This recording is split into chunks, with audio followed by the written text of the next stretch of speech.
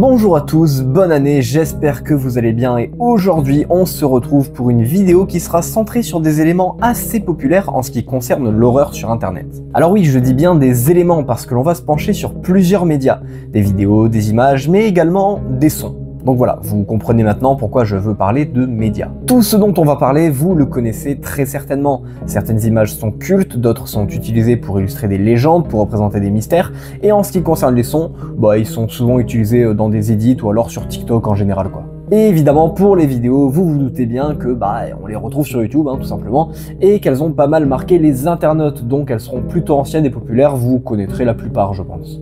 Et donc je pense que vous l'aurez compris si vous avez vu le titre de la vidéo, nous allons décortiquer tous ces éléments et remonter à leurs origines, leur signification, etc. Tout ça. Vous apprendrez peut-être certaines choses, donc voilà, franchement, ça peut vous intéresser. Je sais pas vraiment si cette vidéo sera longue, si je vais traiter longtemps les sujets ou pas, mais bon, je voulais faire une vidéo de ce style depuis un moment, donc voilà. Commençons maintenant tranquillement avec le premier sujet qui est franchement hyper intéressant, mais aussi assez flippant.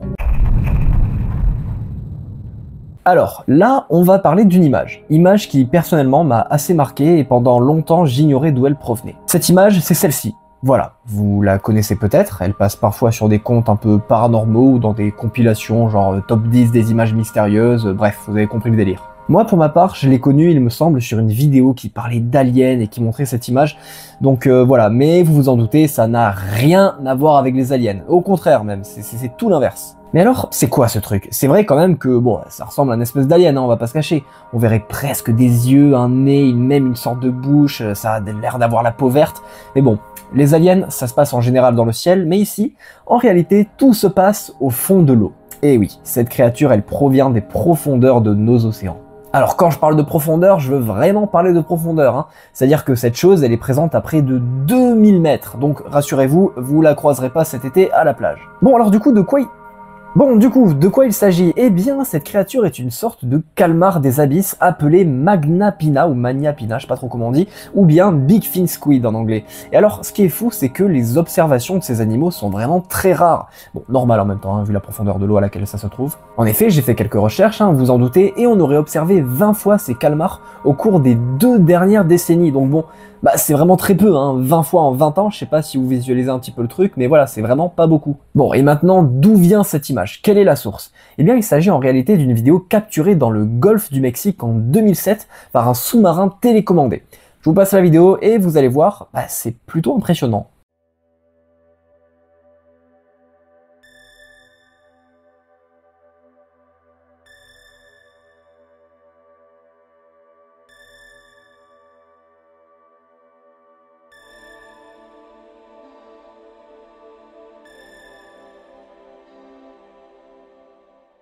Voilà, alors là, faut qu'on parle de quelque chose quand même qui est assez perturbant, la taille du truc. Vraiment, regardez-moi ça, mais c'est terrifiant. Il faut savoir que des spécimens peuvent atteindre de 8 à 12 mètres. 12 mètres, hein, c'est énorme, c'est la taille d'un conteneur maritime en gros, hein, si vous voulez un petit peu une image. Mais cette vision-là, elle est cauchemardesque. Regardez-moi ces tentacules immenses. Et en plus, en fait, on est dans le noir et là, d'un coup, bam, tu te prends ça dans la tronche. Alors bon, c'est juste un calmar qui fait sa vie, hein, il est en train de faire sa petite nage tranquille. Mais je suis désolé, il est juste terrifiant. Du coup, mais tu m'étonnes que cette image, elle ait été utilisée pour illustrer des situations horrifiques, tout en faisant planer un mystère dessus, hein, bien évidemment, parce que cette photo sans contexte, on peut pas vraiment savoir ce que c'est en fait. Alors je vous passe quelques autres images de ces calmars, hein, histoire que vous ayez une idée un peu plus globale de ce à quoi ça ressemble. Donc voilà, c'est vraiment impressionnant, c'est fascinant et assez flippant, hein, et cette chose, elle n'est d'ailleurs pas la seule à faire peur quand on s'aventure dans les profondeurs. Donc voilà pour cette première image, il ne s'agit pas d'un alien du tout ou d'une créature surnaturelle, mais bien d'un animal très rare vivant au fond des océans. Et bon, pour ceux qui ont la peur des profondeurs, je pense que le fait d'apprendre tout ça, c'est pas forcément plus rassurant en fait.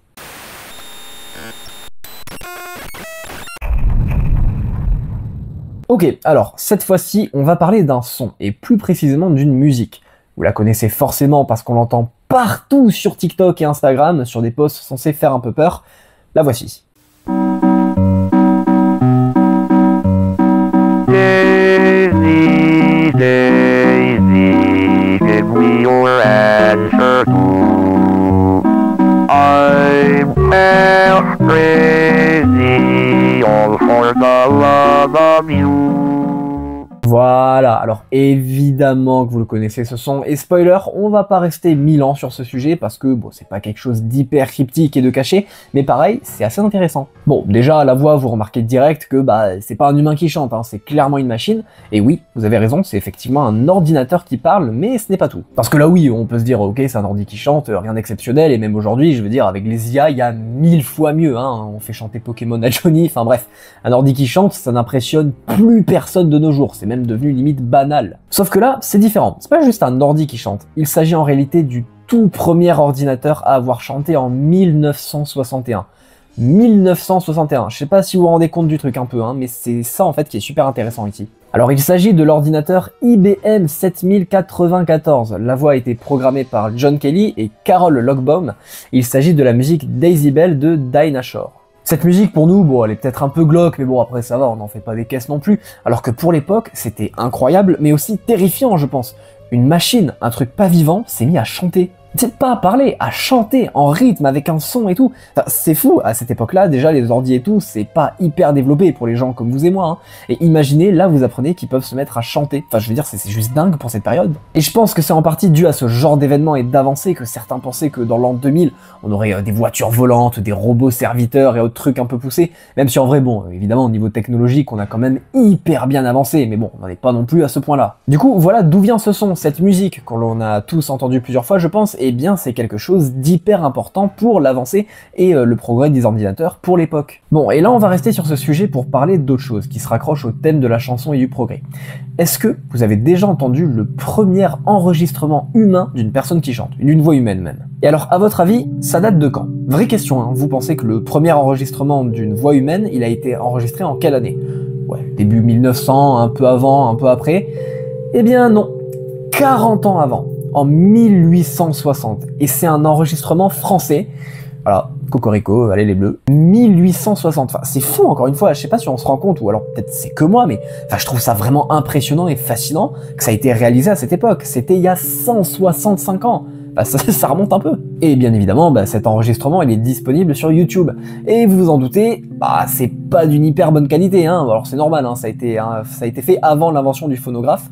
Et la voix, bah, forcément, elle est déformée, grésillante, mais bon, c'est audible quand même. Je vais vous le passer, mais avant ça, je vais pas vous cacher que lorsque j'ai entendu ça pour la première fois, j'ai été terrorisé. Mais vraiment. Bref, voici le plus vieil enregistrement connu d'une voix humaine.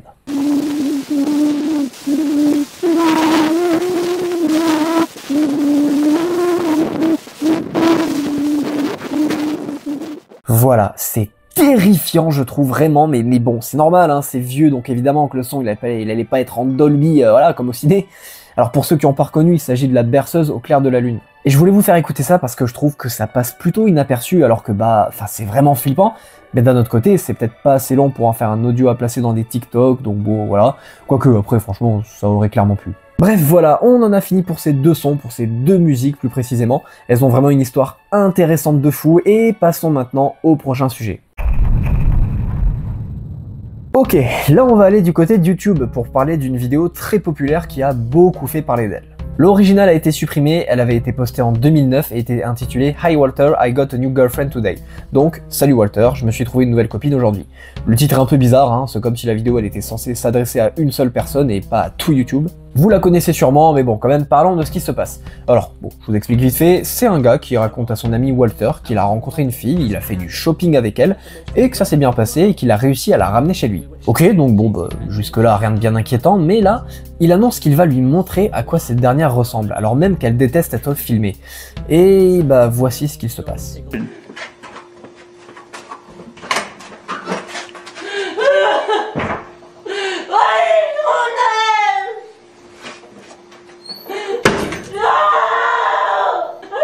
Voilà, alors effectivement, c'est troublant, mais le plus flippant en fait, c'est que cette vidéo, bah, elle a juste pop comme ça, et après, bah, rien, pas d'explication, pas de suite, pas d'ARG, pas d'énigme, non, juste ça. Donc oui, ça a fait grandement flipper internet, et certaines personnes se sont inquiétées.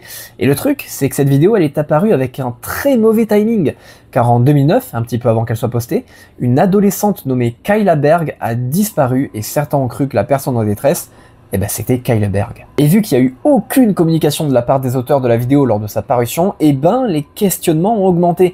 Mais le pire, c'est que la mère de Kayla a vu la vidéo quelques années après et a prévenu la police. La mère a affirmé s'être sentie malade, elle était persuadée que c'était sa fille, elle était persuadée que c'était sa voix, et donc au moment où elle a vu ça, c'est-à-dire 7 ans après, donc en 2016, elle prévient la police qui prend le cas très au sérieux car pour eux, tout est possible, ça peut être fake ou réel, donc ils mènent l'enquête. Du coup, ils se penchent un petit peu sur ce cas et finalement la réponse a été donnée et c'était faux. Tout était faux en fait, c'était juste une blague. Une blague qui est apparue dans un contexte affreux. Les auteurs de cette vidéo ont affirmé qu'ils n'avaient pas l'intention de créer un quelconque lien avec toute cette histoire. Les auteurs de cette vidéo, ce sont Lucy Caveau et Devin Wolf. Ces derniers se sont bien sûr excusés pour le choc émotionnel qu'ils ont causé à la famille et bien sûr à l'entourage de l'adolescente disparue. Voilà, cette vidéo elle a souvent été présentée comme quelque chose de mystérieux, d'inexpliqué, terrifiant, il y en a qui disaient que ça venait même du deep web, enfin bref. En fait non, c'était une blague assez dark parce que la vidéo elle fait franchement peur, il y a rien de drôle, il n'y a pas de chute. Et en plus, en couplant l'histoire de la disparition à cette dernière, ça fait encore plus froid dans le dos.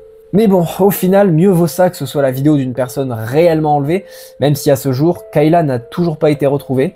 Elle a disparu à 15 ans et elle devrait en avoir 31 aujourd'hui, si elle est encore parmi nous, ce que l'on espère. Alors, on va rester sur YouTube car nous allons nous pencher sur une nouvelle vidéo assez bizarre, pas forcément hyper flippante, mais juste un peu dérangeante. Je l'ai découverte il y a 2 ans, presque 3 en fait, puisque maintenant on est en 2025, le temps passe vite, et elle est intitulée Dil Kreki Rataf... Bon, bref, vous avez lu le titre, il est là, voilà. Et alors, qu'est-ce qu'il se passe dans cette vidéo? Eh ben, je vais rien vous dire, juste la voilà.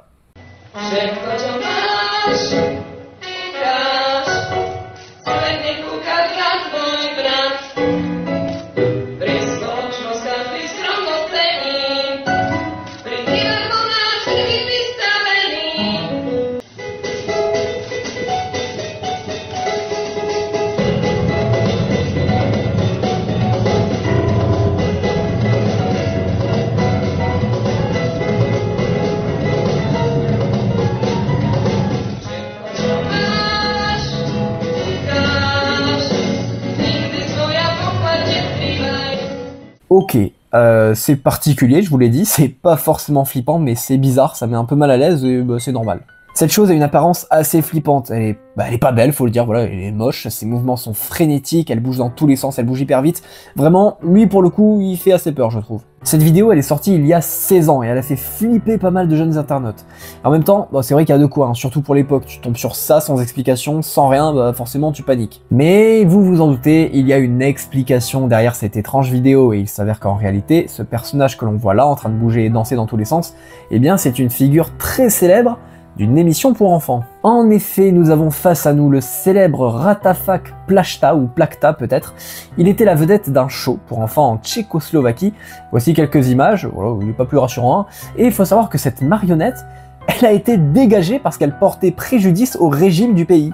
Ouais, en fait, à l'époque, entre 1979 et 1989, date où a été diffusée l'émission, le pays, il était sous le régime communiste, mais genre bien vénère, bien autoritaire, et Ratafak, dans son émission, il remettait en cause l'autorité en faisant exprès de dire des trucs un peu limites pour faire réagir les enfants.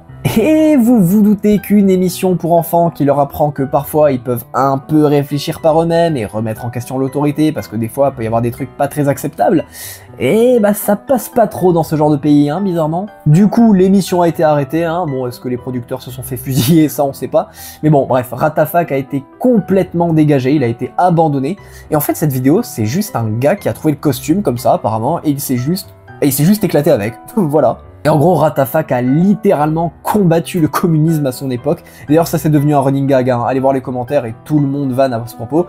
Ratafak qui se bat contre les communistes, voilà, ça c'est drôle. Bref, voilà, c'était l'explication de la vidéo de Ratafak. Alors c'était plutôt intéressant, même si c'est assez court, mais bon, voilà, des fois, les histoires elles sont pas hyper poussées. Faut savoir aussi qu'il y a une creepypasta qui a été dédiée à ce sujet. Franchement, honnêtement, je l'ai pas lu, je sais pas si elle en vaut le coup, voilà, vous irez la voir par vous-même si ça vous intéresse. Bref, avant de passer au prochain sujet, on va quand même se repasser ce moment légendaire de la vidéo.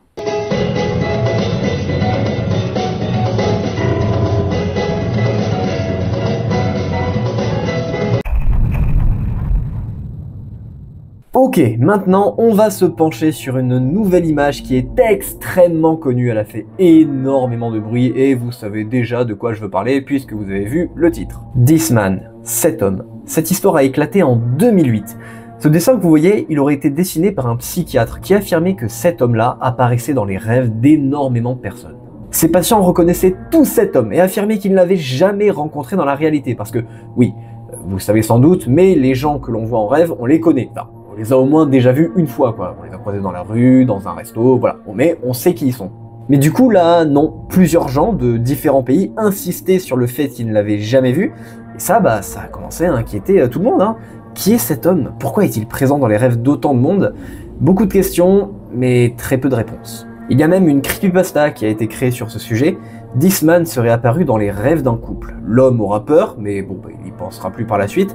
Sauf que la femme, elle, elle continuera de voir l'individu jusqu'à mettre fin à ses jours. Bon, alors là, je vous l'ai fait très courte, hein, je vous l'ai raconté en une phrase, mais ouais, je me rappelle que j'avais découvert ça avec une vidéo de Farod qui racontait la creepypasta, et alors, ça m'avait pas vraiment fait flipper, mais ce dessin-là, il est quand même assez marquant. Genre, le mec, il est juste pas rassurant du tout, en fait, il y a rien de flippant en particulier, mais je sais pas, ce visage, ses yeux, ce sourire, ça met très mal à l'aise. Et ensuite, quand on entend le mythe, comme quoi plusieurs personnes dans le monde entier l'auraient aperçu, ça fait peur, mais lorsque vous avez vu ce dessin, eh bien il est tout à fait possible qu'il apparaisse vraiment dans vos rêves, puisqu'en fait, le visage il est enregistré dans votre cerveau. Donc voilà, c'est un petit peu le cercle vicieux de cette histoire. Mais alors, c'est quoi l'explication derrière tout ça?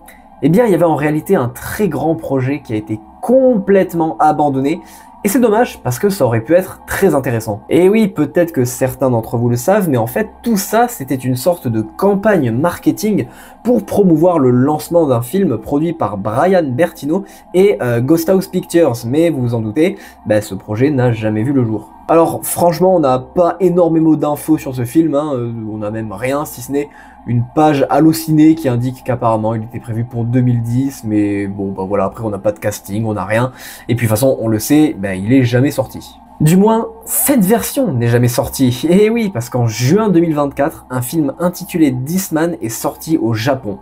Et oui, comme vous sûrement, je n'en avais jamais entendu parler, et pourtant, ça existe. Mais par contre, j'ai cherché et impossible de le trouver en streaming ou en téléchargement, et les seules versions disponibles sont sous-titrées en chinois apparemment d'après Reddit, donc bon je peux pas le voir du coup. Après, si un jour je le trouve sous-titré en anglais, je le regarderai et je pense que j'en ferai une petite vidéo dessus, hein. Ce sera intéressant, il est sorti assez récemment, donc je pense que c'est toujours possible qu'une version sous-titrée en anglais voit le jour à un moment ou à un autre. Alors je vous mets la bande-annonce dans la description, je vous la montre pas ici en raison de copyright, hein, forcément, vous en doutez. Ça a l'air sympa honnêtement. Bon après, c'est un film d'1h30, 1h30, hein, donc ça doit pas être un truc de fou non plus, mais apparemment, selon quelques critiques, c'est plutôt pas mal. Donc voilà pour This Man, c'est une légende urbaine qui avait en réalité un but de marketing, mais c'était vraiment hyper bien fait, hein. Il y avait un site et des témoignages de personnes qui étaient sûres de l'avoir réellement vu, il y avait plusieurs dessins, etc. Enfin, c'était vraiment bien foutu, quoi. Et c'est dommage que le projet original n'ait jamais vu le jour, mais bon, après, hein, des fois, on n'a pas tout le temps les moyens de faire un film, hein.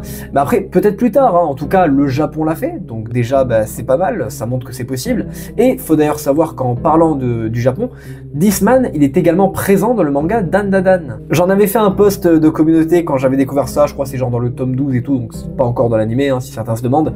Et c'est très cool de voir cette ref, hein, dans des œuvres comme les mangas. Ça montre l'impact que ça a eu sur la pop culture, et This Man peut largement être considéré comme une des légendes urbaines les plus emblématiques d'internet. Alors, ce sujet-là, il est hyper connu, et c'est d'ailleurs pour ça qu'il fallait absolument que j'en parle, c'est une histoire incroyable. Je veux parler de la légende du Green Man Tunnel. Bon, alors je l'ai prononcé à la française, je vais parler comme un vieux, mais s'il y a des jeunes, entre guillemets, entre gros guillemets, qui me regardent, c'est-à-dire plus jeunes que moi, faut que je vous raconte l'histoire, parce que en fait elle date un peu, donc je me dis que vous la connaissez probablement pas. Bon, vous allez voir, c'est très simple et très court, je vous la fais en 2 phrases. La légende voudrait qu'un jour un électricien ait subi un accident pendant qu'il travaillait, accident qui le tuera, mais qui le défigurera également. Et depuis ce jour, son fantôme pourrait être aperçu sous un pont situé en Pennsylvanie. Et la particularité avec ce fantôme, c'est qu'il serait vert, il brillerait dans le noir, et pour l'apercevoir, vous devrez pénétrer dans le tunnel sans lumière, tout feu éteint. Et alors, à quoi ce dernier ressemble? Eh bien, à ça. Voilà, moi c'est de cette image que je vais vous parler. Elle est hyper populaire, tout internet la connaît, et c'est vrai qu'elle est assez flippante, hein. Pas besoin de vous expliquer pourquoi je pense. Quand j'ai vu ça pour la première fois, Bah, j'avoue que j'ai eu peur, genre la personne que l'on peut voir m'effrayait un peu, sa défiguration me mettait hyper mal à l'aise, bah ça a été le cas avec plein de gens. Mais bon, je vais pas parler 1000 ans du pourquoi cette photo fait peur, parce que, bon, déjà il n'y a pas masse de trucs à dire, hein, mais surtout, c'est qu'il s'agit d'une vraie personne. Et du coup, bah, c'est pas hyper sympa de dire que ce mec fait peur à cause de sa défiguration. Et oui, la légende, elle est bien évidemment fausse, mais l'histoire du Green Man est réelle, du moins, en ce qui concerne l'élément principal. En effet, un garçon de 8-9 ans du nom de Raymond Robinson a été victime d'un accident électrique en 1919. Alors en fait apparemment il voulait attraper un nid d'oiseau mais il s'est pris 22 000 volts en attrapant une ligne haute tension. Hein.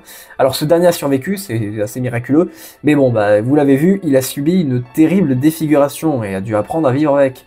Il s'en est hyper bien tiré, alors il passait la plupart de son temps à l'intérieur, hein, vous en doutez, mais bon bah il travaillait un peu, il aidait son quartier, il se baladait dans les bois, etc. Et ce qui est triste, c'est que pour éviter les réactions, bah souvent il se baladait la nuit en fait sur la route 351, et c'est ce qui a à mon avis contribué à faire naître la légende du Green Man. Voilà, il était très connu, alors d'une part pour son apparence, mais également pour sa gentillesse. Il rendait service, il discutait avec les gens et tout, il rétorquait même face aux cons qui se foutaient de lui.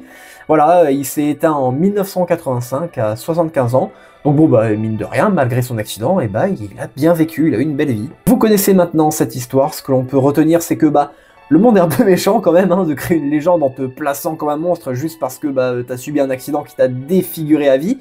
Mais malheureusement, et ben en général c'est inévitable, surtout à cette époque, hein, de faire l'objet de telles rumeurs. Bref, la vérité derrière l'image du Green Man, ou plutôt Raymond Robinson, est finalement plutôt triste et touchante, et je pense que c'est important de diffuser la réalité derrière tout ça.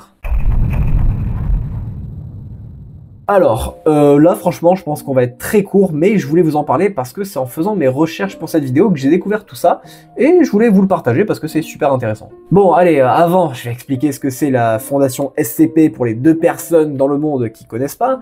En gros c'est une organisation qui contiendrait en son sein diverses entités plus ou moins dangereuses, de diverses tailles, avec des capacités différentes, etc. Genre on a l'escalier sans fin, le majordome qui t'apporte ce que tu veux, la mare rouge depuis laquelle des créatures apparaissent, etc. Ces entités sont appelées des SCP et ont chacune un numéro. Et moi, je vais vous parler de SCP-173. Alors là, peut-être que vous voyez pas trop duquel je veux parler, tellement il y en a, mais si je vous montre cette image, voilà. Là, normalement, vous voyez de quoi je veux parler. Donc, SCP-173, c'est cette chose, cette statue-là. Alors, ouais, ok, elle est bizarre, mais du coup, quelle est sa particularité? Eh bien, lorsque vous la regardez, rien ne se passe, mais dès qu'elle sort de votre champ de vision, dès que vous tournez les yeux, elle bouge. Elle bouge jusqu'à vous pour vous briser la nuque. Voilà, elle est extrêmement rapide. Ok, voilà ce qu'est SCP-173, et que dire de plus avant de passer à l'explication? Et bah, ma foi, pas grand chose. Il apparaît dans plusieurs jeux vidéo, et voilà, c'est à peu près tout. Il est hyper connu, mais du coup, c'est quoi cette image en fait? Parce que oui, je vous ai expliqué qui était SCP-173, vous le connaissez sûrement, mais allez, je parie que vous ne saviez pas d'où vient cette image, tout simplement parce qu'en fait, quand on la voit, bon, on se le demande même pas. Eh bien déjà, elle est réelle. Cette chose-là, que l'on voit, elle existe vraiment. C'est pas une image 3D ou autre chose, il s'agit en réalité d'une sculpture japonaise. Et oui, hein, on le sait, le Japon, ils aiment bien faire des trucs bizarres. Elle a été créée par Izumi Kato et est nommée Untitled 2004, donc sans nom 2004. Voilà, même le nom il fait peur en fait. Et franchement, mais regardez la gueule de ce truc, il est affreux. Il a été réalisé avec du bois, de l'acrylique et du charbon. Donc voilà, assez original, hein, et bah c'est sans doute l'une des créations les plus emblématiques de cet artiste. J'ai regardé un peu et du coup le sculpteur il semble toujours actif, donc voilà, bon bah vous le savez. Il a l'air de faire des trucs un peu perchés, mais c'est cool, voilà, franchement c'est un style. Bon et alors, j'aimerais revenir aussi sur la popularité de SCP-173. Je me demandais comment ça se fait que ce soit lui le plus connu. Comment ça se fait que quand on te dit SCP, tu penses direct à lui? Et bien en fait, la raison est simple, c'est parce que SCP-173, c'est le tout premier SCP qui n'ait jamais été créé. Il est apparu sur 4chan en 2017, sur le board X, qui concerne le paranormal, tout ça vous connaissez. Et cette entité, en fait, c'est le point de départ de toutes les légendes qui concernent la SCP Foundation. C'est toujours bon à savoir, c'est pour ça que je vous disais que c'était intéressant. Donc voilà, maintenant vous savez tout ça, alors j'avais dit qu'on allait être court, hein. Passons maintenant au dernier sujet de cette vidéo. Bien, alors pour conclure, on va aborder un nouveau son, et cette fois je veux vraiment parler d'un son, pas d'une musique, hein, et alors là peut-être que rien vous vient à l'esprit. C'est vrai, des musiques flippantes, bah, on en connaît tous, mais des sons, bah c'est un peu plus compliqué, on va dire qu'en général on n'en a pas vraiment en tête. Et pourtant je suis certain que vous l'avez déjà entendu au moins une fois grâce à un mème très célèbre, celui de Monsieur Indestructible, vous savez, celui où on parle d'un sujet qui s'assombrit, tout comme l'expression de Monsieur Indestructible au fil des thèmes abordés. Et alors le son qui m'intéresse, le voici. Voilà, donc là je vous ai mis le son qui apparaît sur la trend, alors c'était assez court, mais il faut savoir que ce dernier, il a une sacrée histoire. En réalité, il est appelé Siberian Hell Sounds, littéralement les sons de l'enfer sibérien. Et qu'est-ce que ça veut dire tout ça? Eh bien il faut savoir qu'à l'époque, apparemment une équipe de Russes aurait creusé un trou quelque part en Sibérie, mais genre un gros trou de 14 km de profondeur, c'est pas mal hein. Et ils seraient tombés sur une cavité, et alors intrigués, ils auraient envoyé une sorte de sonde qui enregistre le son et la température au fond de ce gouffre. Et alors la sonde, elle aurait relevé une température de 1000 degrés et enregistré des cris que je vais vous passer en entier.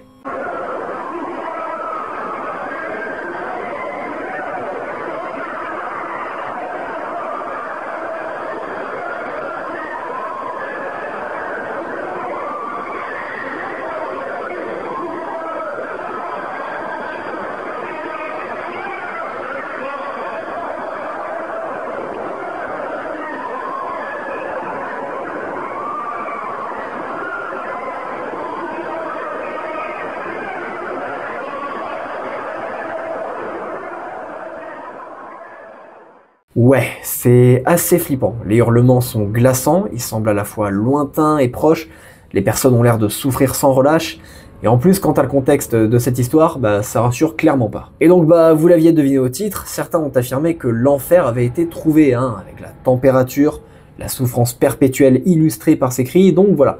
Mais vous vous en doutez, eh bah c'est pas réellement ça. Bon déjà l'histoire elle est bancale, hein, parfois les lieux ils changent, la profondeur du trou aussi, enfin bon, c'est un peu suspect déjà. Et en fait, alors, cette histoire, elle a fait pas mal de bruit quand même, donc des recherches ont été menées, et on est arrivé à une vérité horrible, bien pire que l'enfer. Ces cris, ils proviennent en réalité d'un film d'horreur de merde de 1972. Voilà, et oui, ces cris, ils sont tirés d'une scène de The Blood Baron. Voilà, ça a été debunk, alors je vous mets cet extrait d'une personne qui compare les deux sons. Vous allez voir, hein, ça cherche clairement pas midi à 14h.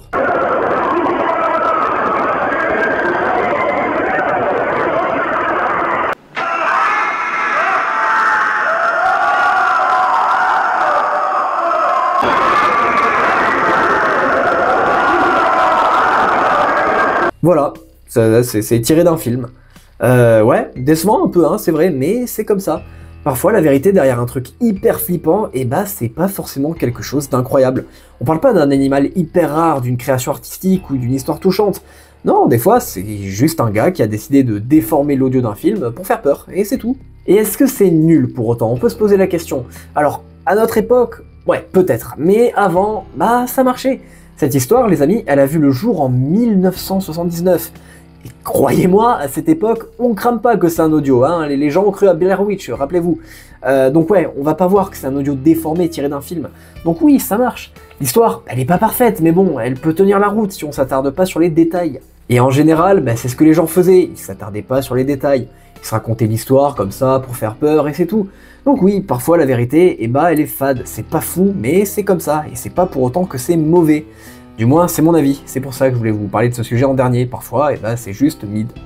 Bon voilà, c'est la fin de cette vidéo, merci de l'avoir regardée, j'espère qu'elle vous aura plu. C'était la première vidéo de l'année 2025, alors quelques mots, il est possible que le rythme de vidéo change un petit peu, c'est-à-dire que, alors on va essayer de faire une vidéo par semaine, hein, vous inquiétez pas, mais parfois il est possible que sur une semaine il n'y ait pas de vidéo exceptionnellement. Voilà, ensuite il y aura peut-être un peu plus de facecam, parce que déjà c'est moins long à monter, donc ça ne pourra qu'augmenter la fréquence de vidéo, et ensuite parce que j'aime bien ce format tout simplement. Et on est plus de 4300 sur la chaîne, hein, donc merci beaucoup. J'espère que vous continuerez à me suivre. Écoutez, je vous retrouve très bientôt pour de nouvelles vidéos. Salut!